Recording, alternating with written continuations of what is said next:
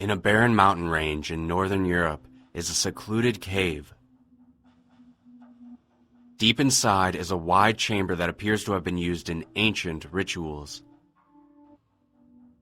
The walls of the roughly circular space are densely covered in cave paintings. At first glance, they seem much like those found in other caves in that part of Europe, rendered in red and brown ochres. Look closely, however, and you will see that the most common figures depicted are subtly non-human. They are humanoid, but slightly hunched. And while it's hard to be sure owing to the primitive style of art, each figure appears to have two short, conical horns on its head, and a hint of a tail behind them.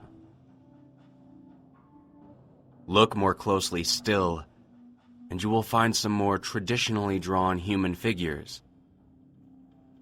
They are being hunted by the ones with horns, run through with spears, bludgeoned with stone axes.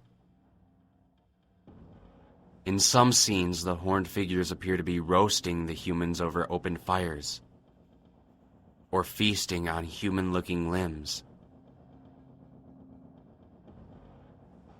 The paintings are disquieting, but they are just old pictures. The scenes they depict happened countless years ago, if they even happened at all. A determined traveler seeking shelter from a blizzard might decide to ignore the paintings and make camp. He may even light a fire.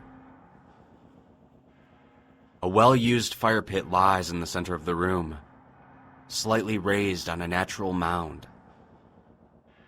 Should a fire be lit there, wavering shadows will be cast onto the painted walls. For many, seeing their own silhouette superimposed onto those eerie paintings will be the last straw, driving them to try their luck outside with the snow. Others will stay. Sometimes, nothing will happen. These lucky travelers will emerge the next morning, haggard from a night filled with half-remembered nightmares, anxious, but alive.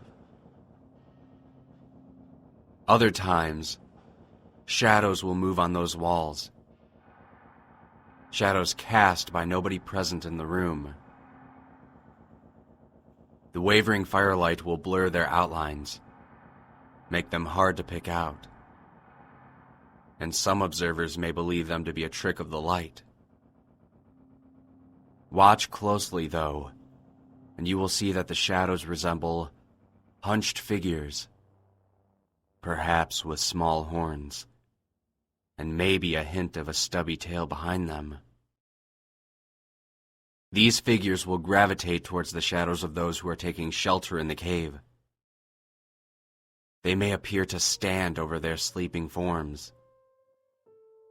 They may appear to be holding weapons, such as spears or rough axes. Often, a lone traveler sheltering in the cave will never be seen or heard from again. Their fate will remain unknown. However, those traveling in a group will be woken by screams in the night. They will look for the source of the screams and find that one of their number is missing, their bedroll empty. If they happen to look at just the right place on the wall, they may see the wavering shadows of figures who are not present in the room, or at least, not visible. The fire will be low and red, the shadows dim with soft edges, but it will appear that a struggling form is being speared and clubbed by multiple assailants, and then dragged away, out of the circle of the firelight. The screams will fade slowly, seeming to sink into the rocks themselves. And is that a new cave painting on the wall the next morning? Surely not. The ochre it is painted in is just as old and dry as all the rest. No. That picture of a man being gutted by horned figures must have always been there. Right?